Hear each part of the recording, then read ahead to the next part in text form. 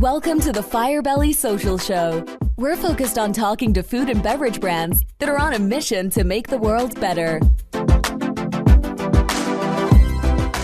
Hey, everyone. Duncan here with another episode of the Firebelly Social Show, where we chat with founders and leaders of mission-driven food and beverage brands. I'm your host, Duncan. Thank you for tuning into this latest episode. We have a great show lined up for you today. We're talking with Carlee Kelly, founder and chief product innovator at Let Us Eat. This episode is brought to you by Firebelly Marketing. At Firebelly, we help mission-driven food and beverage brands bring people closer together through social media marketing. So if you're ready to use social media to create more community and excitement around your food or beverage brand, go to firebellymarketing.com to learn more. So I'm so excited to welcome Carlee from Let Us Eat. Think business savvy entrepreneur meets nutrition, science nerd all in one. I speak bottom line and cold pressed oil all in the same sentence. Carlee, welcome to the show. Thank you. I'm so excited to have you. I know in my mind, innovation work is just so kind of like sexy and like intellectual all at the same time. How did you get started with innovation work? Yeah, well, I have a little bit of an interesting route into innovation, and I definitely think it's the kind of work where you have to get out of your head and more into, introspection and creativity and so forth. So my route, as I said, is a little bit unique in the sense that I am a nutritionist first and foremost. And so I studied nutrition, both undergrad and graduate degree, and I really wanted to make a difference in our food landscape. So this really was a mission-driven endeavor for me. And it was to try and make better versions of the foods we interface with on the shelf. And the reason I feel that way is because we have to meet people where they are. And we aren't all shopping at a farmer's market, every week, or, having access to all of the most fresh foods, wild caught, so forth. So my goal really is to try and make the best versions of the packaged foods that many people are relying on. And what have been your impressions, like say in the last 5 years? Are you seeing progress and improvement that things are getting better? I feel like it's a really challenging landscape. It's a very challenging landscape from a consumer health perspective, and then it's a really challenging landscape from the business product development, brand landscape. So to elaborate on that, I think consumers, generally speaking, so many of us are faced with our own health challenges right now because we're swimming in a sea of very unhealthy food choices and lifestyles that are stressing out our nervous systems. And we're in this state of sort of ongoing latent distress, right? Like physically, mentally, emotionally, so many of us. So you have that challenge and people desiring healthier options, right? But then we have this food landscape where we've got escalating costs. We've got so many layers of margin markup from the time that a product is developed to when it meets a consumer's hands. And so I think the combination of those two realities, it's challenging to find an intersection point where we can deliver nutritious food, quality nutritious food, that's actually serving the health needs of people these days. I mean, I think that is truly, you've nailed it. It's a truly difficult landscape. There's education involved. There's brand intention involved. It's like, who's the leader? What's important to them? How does the whole brand kind of like pivot around that? And there's, as you very well pointed out, which I think is even an issue in today's political landscape, is like what does that do to pricing and all of it, which makes for kind of like a murky pool. Yeah. And then like, even if you have the best intentions, whether you're a consumer who like sets out to eat really nutritiously for a given day and you're faced then with choices that are very, luring that maybe aren't in your best interest from a health perspective, or if you're a brand who's like, just, determined to put, sustainable packaging and really high quality foods out there, then you're met with realities of business and being financially viable. So I see it as my job to sort of find the bridge between those two needs, right? A viable business and consumer health needs. So That's super cool. It seems to me, as someone who has, in the last few months discovered that I am dairy intolerant and gluten sensitive, that it is both easy and difficult, when you're making food choices. But yet, it does seem like there are more options than there were a few years ago. yeah, I totally agree with you. I think in terms of accessibility of, dietary need states, whether it is, dairy intolerance or gluten intolerance, and that's actually specifically the area I specialize in. I think by virtue of my own interests and being a nutritionist, that's where I've landed. But yeah, the accessibility and the options are there, but then the bigger picture, like health reality is just an allergen call out or something like that really going to, like, I thought this was one of the best examples years ago that I heard. If somebody needs to have a vegan diet or they've chosen to have a vegan diet, well, Oreos are vegan. So like you can hit a vegan need state, but if you're eating like high carby, processed refined sugar, like it's not really a healthy diet. So I think it's the same thing when we're looking at dairy free or gluten free. Like there are healthy options that meet those dietary needs, but then there are also unhealthy options. Very, very well put. And I know we were in the pre-show, we were talking about a brand that we both admire, which is Malk, and Yeah. great job they do with transparency and high quality products. And just, Jason Bronstadt was a guest on the show, and they just seem like a class act. Has that been your experience as well?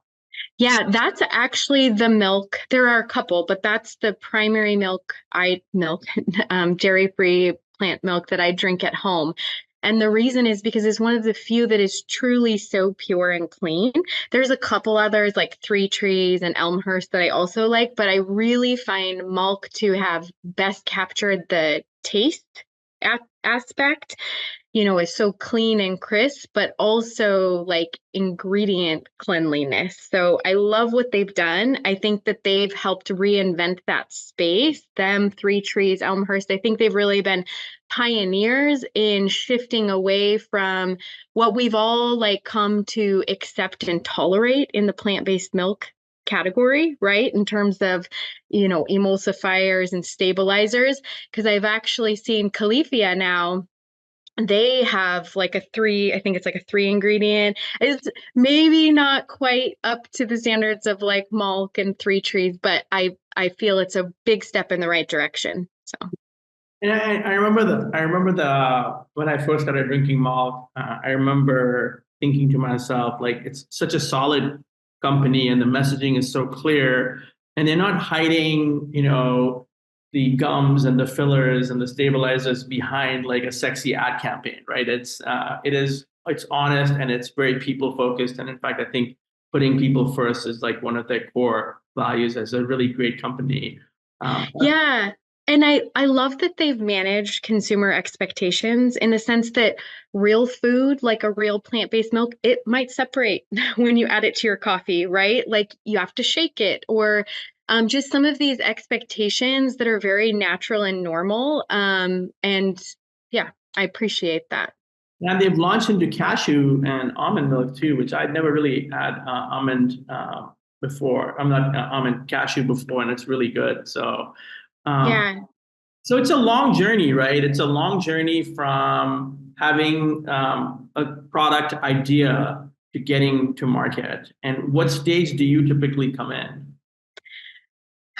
That's the interesting part about my role, and a lot of my experience has been in kind of that, under $10 million dollar revenue range for brands, and so often brands of that size don't have the resources to have somebody to intersect at each piece of the pie.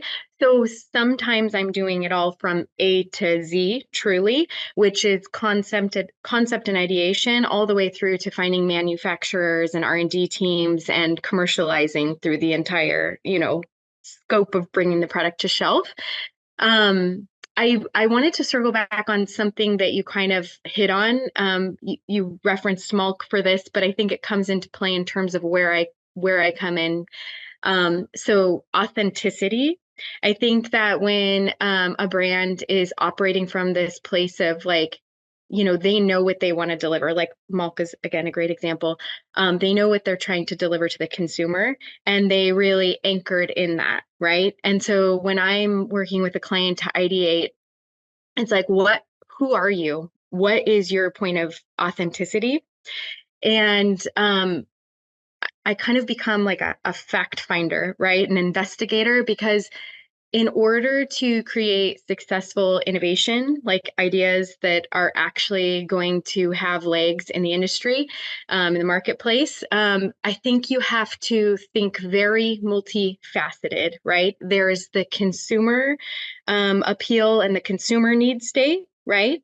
There's what the brand stands for, like their authenticity points, who they are, what they're going to anchor in, as well as viability, right, in the marketplace. What is attainable for them? What is attainable for their team?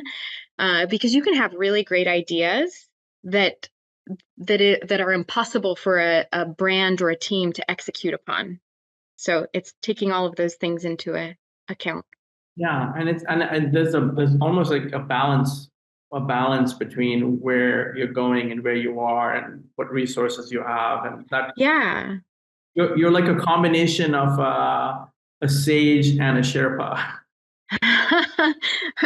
Yeah, I've never thought about it like that, but yeah, I'll take it. That makes sense. Yeah. That tapping into that innovative, creative space really lights me up. And I think it is truly getting out of our head. It's like, it's taking all the facts. Like you have to be knowledgeable, right? Like you've got to do the market research. You've got to look at data points. You've got to see what's happening in terms of health trends and in the industry. But then it takes that secret sauce of creativity and getting introspective. And I meditate a lot. Like, it helps formulate the facts into ideas.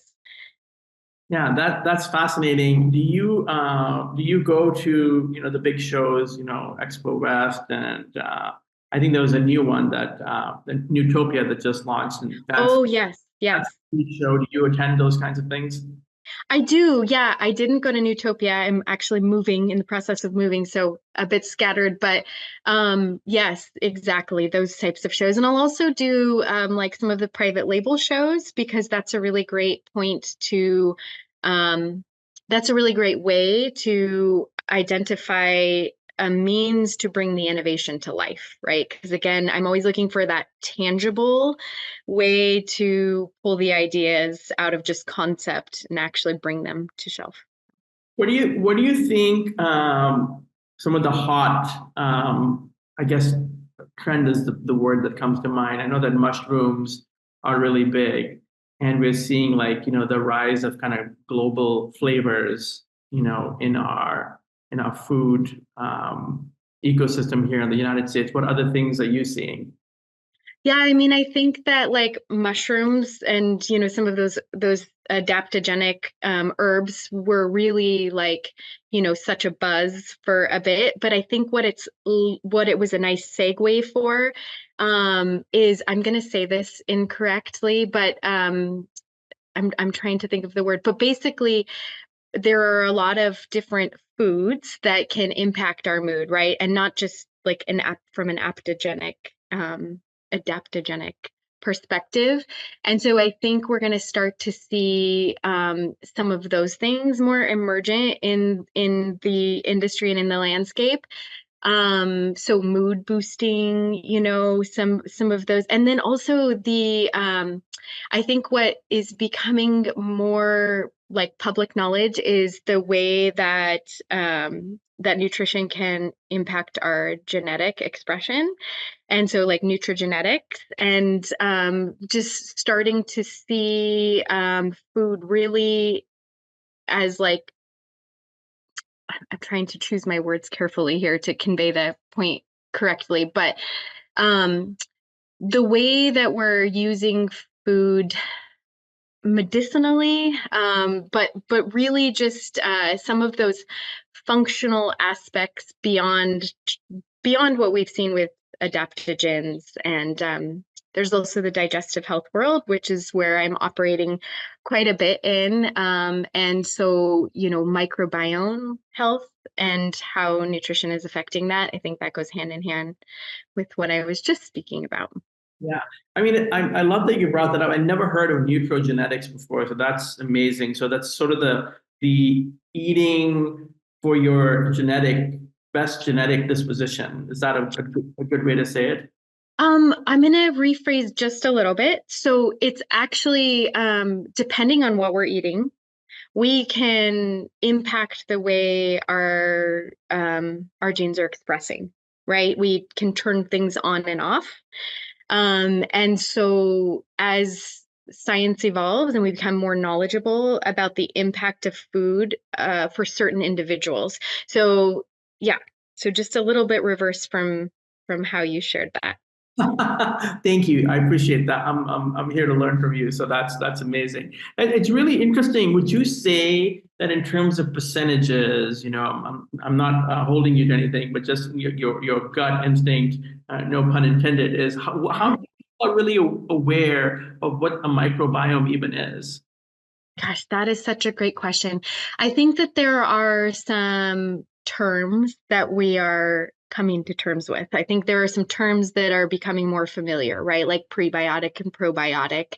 And so the more familiar those things come to people, the more that we can then expand upon that. Because you're right, these are very like abstract things that I'm talking about to a lot of people, and you're talking about the microbiome, and maybe that's being tossed around a little bit more commonly. But yeah, I think it remains a very like elusive elusive word for many people. So And I in think terms of percentage, I don't know I could quantify that, but yeah. I think that, so I'll speak from my personal experience. My wife is many times the thought leader in our home when it comes to food. She does things and tries things before the rest of us do. And so she switched to a dairy and gluten-free life, for most of the part. Sometimes I think taste things here and there. And so when I switched, it was a lot easier for me to switch.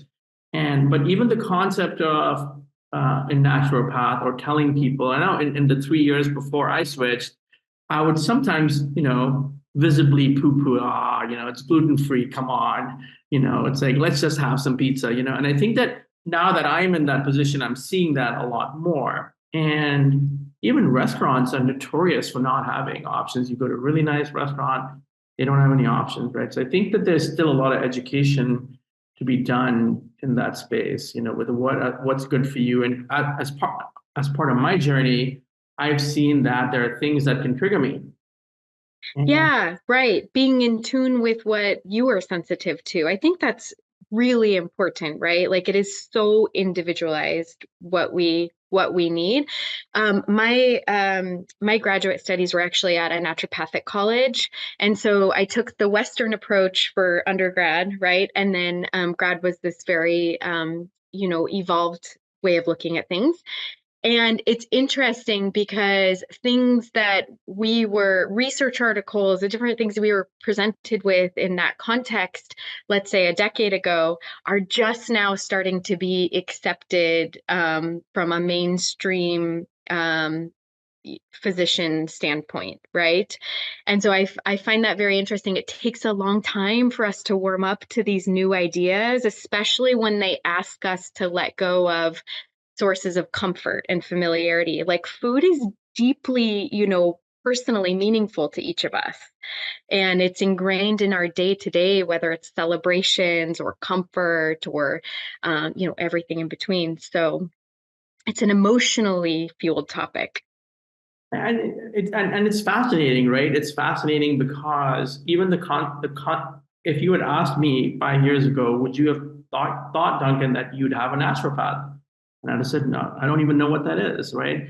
And now I like follow with great discipline the things that my naturopath suggests, and there's a lot of science behind it, and it isn't just sort of the bombing approach that a lot of Western medicine doctors will take. Well, you've got a parasite, we got to bomb the shit out of it, and then you have side effects, and you don't feel good, and then you get sick, and it defeats the whole purpose. So it's it takes the body time to rebalance, when something gets out of whack, and we do really want fast solutions, right? Like we're all accustomed to that same day delivery and that same mentality with our health. We really want the quick solution. So some of these things like dietary shifts are a little bit of a longer game. And so then how do you take that and deliver that in a food system that has consumer expectation that we have today? And I think that's where the fun and the challenge is. Some of the areas of innovation that excite me the most right now are actually when we're looking at process innovation. And what I mean by that is, there's research coming out more and more on the negative effects of ultra processed food, right? Well, I'm working in the industry of ultra processed food. And so if we can get innovative with the way that we're preserving and distributing food, because we do have large populations to feed, so we have to find that middle ground. How can we utilize, less times that a given food ingredient is heated and cooled through manufacturing, or is freeze drying a better way to maintain nutrient composition than traditional drying methods? How can we get innovative to be sustainable, but also to optimize nutrient density? So I get very excited about that. And I think when brands are really rooted in delivering something that is truly authentic, and something that has the right intentions, I think that's where we see success. And there are a few things in terms of in terms of not chasing trends, right? Like it's easy to try and greenwash and want to just nab the call out on your package. But when we're looking at health effects and nutrition science research, some of the things that you see stand the test of time are whole foods, real foods,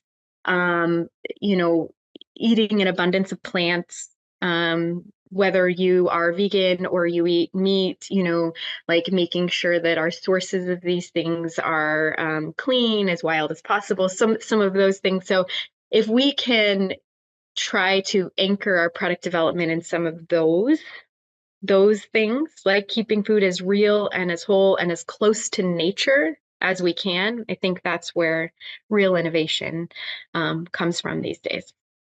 I have another question about project management, but before that, I wanted to quickly ask.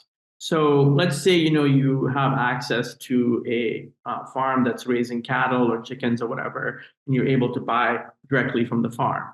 Is it a bad thing to then freeze it? Does that defeat the purpose of it being fresh, or is freezing sort of still keeping the nutrients in there? No, actually, interestingly enough, that frozen foods can have higher nutritional value or content than produce that sets in the marketplace for a week, because it'll start to degrade. Whereas a lot of frozen options are flash frozen, right from harvest at the peak of their nutritional content before they've started to degrade. So I think that's a very interesting way to harness whole food. Thank you. So going back to, that whole journey of from concept into reality. Yeah. Then one of the things you do is you keep things on track. And we all know that project management is not for everyone. Is that something that founders and your clients really appreciate about you coming and keeping all these things managed? Yeah, I mean, it's a very stressful thing, right? Because we know how important launch timelines are and meeting deadlines for sales goals and business goals, business development goals, but you're then taking all of these, very complex, multifaceted processes from development and shelf life and packaging selection and supply chain management, making sure you're getting everything in on time for the end result, and then the interface with marketing and how to communicate the value of the product. So all of those things going into these complicated timelines. Yeah, it is a challenging and complex process. I don't know if I answered your question or if I just. Yeah, you did. I mean, I know, we've really had a wonderful I've had a wonderful opportunity to talk to probably, close to 155 founders, over the last 3 years. And some of the founders are doing everything themselves, right? They're in the factory and their, bars are being manufactured and they're overseeing packaging and they're looking over the marketing on Friday.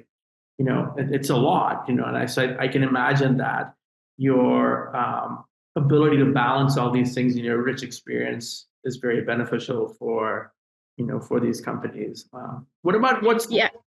Sorry, go ahead. Yeah, I guess my comment on that is kind of a little like rabbit hole I've gone down in terms of like manufacturing and supply chain.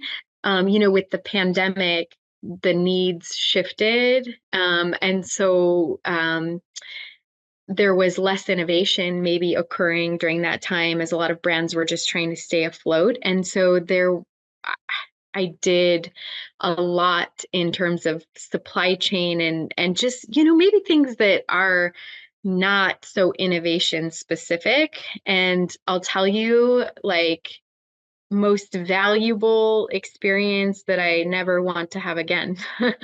Because when you really understand these complexities of supply chain and manufacturing and how all of those pieces funnel into bringing innovation to life, it makes you able to innovate more strategically. And so innovation really should be something that everybody thinks about. Maybe they can't make it happen, but everybody should think about it. I totally agree with you. I really love the idea of brands or companies, businesses, anything that we do, really using that as an anchor. And it's the, getting rid of failure or fear of failure, right? And just allowing some creativity to come from unsuspecting places, like it's that pivot moment, whether it's in day-to-day business or process in business or innovation and what's coming to life in the form of a product. Yeah, I couldn't agree more with you. I think that there is so much to be said, about people who live in the details. And sometimes the people that live in the details have a greater understanding of those challenges and the people who live in the vision part of life, right? Those people, they can see the big picture and they know, what's on the horizon, but sometimes they don't know what's on the, on the gravel right outside their own door. So I think that yeah, you get stuck in the weeds, in the day to day, and we all know how time consuming that is, and it doesn't leave a lot of space for innovative thinking. So, I've had the pleasure of working with recently Sunmade and Plum Organics, and I really appreciate the way that they have engaged their team and an innovative way of thinking and trying to inspire that like multifaceted perspective from their team members in their innovation process. I was reading about, and I'll tell you why I'm mentioning this to you. I was listening. I just started listening to 15 commitments of conscious leadership, and have you heard of that? I feel like I have, but I'm not deeply familiar. By Jim Detmer and Diana Chapman, and there's another author as well. And I'm like 30 minutes in, but one of the things they did a comparison of the high performing somewhat unaware leader who's just like out there, the road warrior, and there are stimulants involved and everything is about efficiency, and there's a lot of negative behaviors. And then there's a conscious leader. And the reason I brought it up is because the conscious leader, focuses on themselves. They want to make sure that they're looking after themselves, they're resting, they're not over communicating, they're taking care of themselves and their family, and they meditate. Mm-hmm. Yeah. I mean, when you can calm and center and operate from that place, I do think that that is a recipe for successful leadership, right? Because when leaders are pulled by all of these external stressors and, board pressures and, all the things that many of today's, business company brand founders face, it doesn't really set you up for success of remaining calm with clear vision and that space of innovation. Well, this has been an amazing conversation. Is there anything that's on your mind that we should chat about before we call it a day? No, this is great. Yeah. Carlee, let's tell everyone how they can find you. Yes. Okay. So LinkedIn is my go-to. I think that's a great resource, Carlee Kelly. On LinkedIn, but our website, letuseatreal.com, is another great way to reach me. That's what a fantastic conversation today, Carlee. And don't forget, everyone, to check out Let Us Eat. Thank you so much for sharing your journey and your insights, and the innovations and the value that you're adding. To all our listeners, thanks for tuning into this episode of the Firebelly Social Show. If you enjoyed today's chat, don't forget to subscribe or leave us a review. We love hearing your feedback. And if you're curious about, as I said earlier, about checking out all the things that are happening at Let Us Eat, it's one more time, letuseatreal.com. Follow them on social media. This episode has been brought to you by Firebelly Marketing. If you're ready to create more buzz and build a vibrant community around your food and beverage brand, head over to firebellymarketing.com. Until next time, this has been another episode of the Firebelly Social Show. I'm your host, Duncan. We'll see you on the next one. Thanks for listening to the Firebelly Social Show. We'll see you again next time, and be sure to click subscribe to get future episodes.